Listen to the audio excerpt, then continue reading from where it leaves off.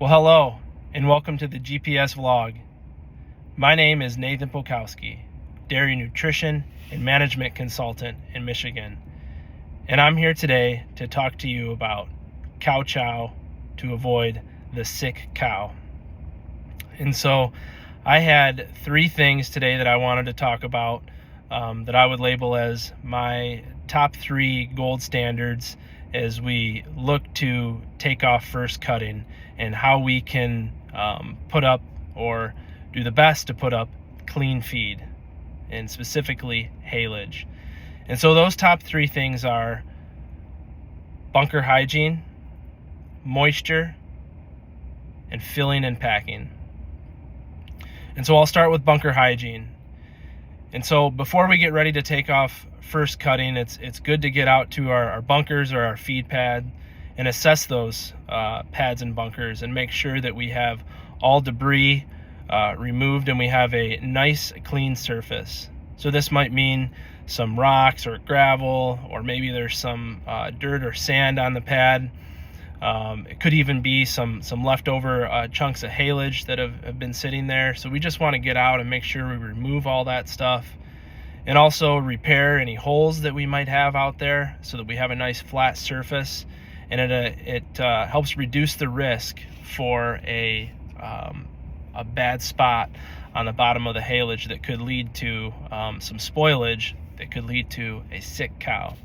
So let's get out there and clean up those bunks and those feed pads, make sure we have a nice clean surface. And also it's probably a good time to understand where you're going to put the first haylage, and maybe even take some marking paint out and mark off a section where you want to put your haylage. And keep in mind things like water and drainage, so that we don't have a spot where the haylage ends up where it's going to create water in front of the haylage as we feed through it.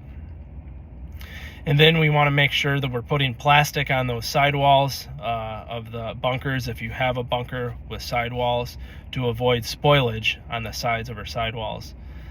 So then we go to the point number 2, which is moisture. And for me, I want to lie in that 38 to 40% dry matter.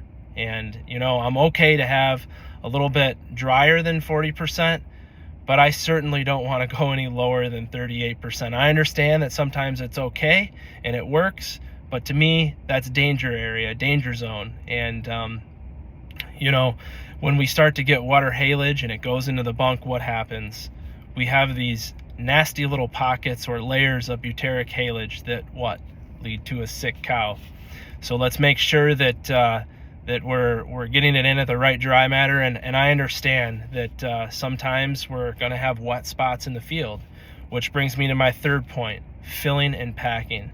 If we do have those spots in field that are wet, we need to make sure that we have a dedicated spot on the feed pad or in the feed center that we are going to separate that wet stuff from the drier stuff, so that we don't have pockets of wet haylage or layers of wet haylage, so that we can feed through that right away and not give it the time to go butyric. And hopefully that means just a couple days, but if we do have more than that, then we need to consider piling and covering that haylage so that we can feed through it and get rid of it before it has again the chance to go butyric. So then we want to think about how much weight we're going to need on this pile. And for that, I take the tractor weight and I divide it by 800, and that gives me my wet tons per hour. So what this tells us is that based on the weight that I have on the pile, I can handle this many wet tons, whatever that calculations is. I may need to add more tractors or less tractors. Just kidding on the less part. Typically not less. We can always handle more as long as we can manage it. So having a little bit extra is always better. And then we want to make sure that we are filling the bunk and we're putting on our haylage in 6 to 8 inch layers.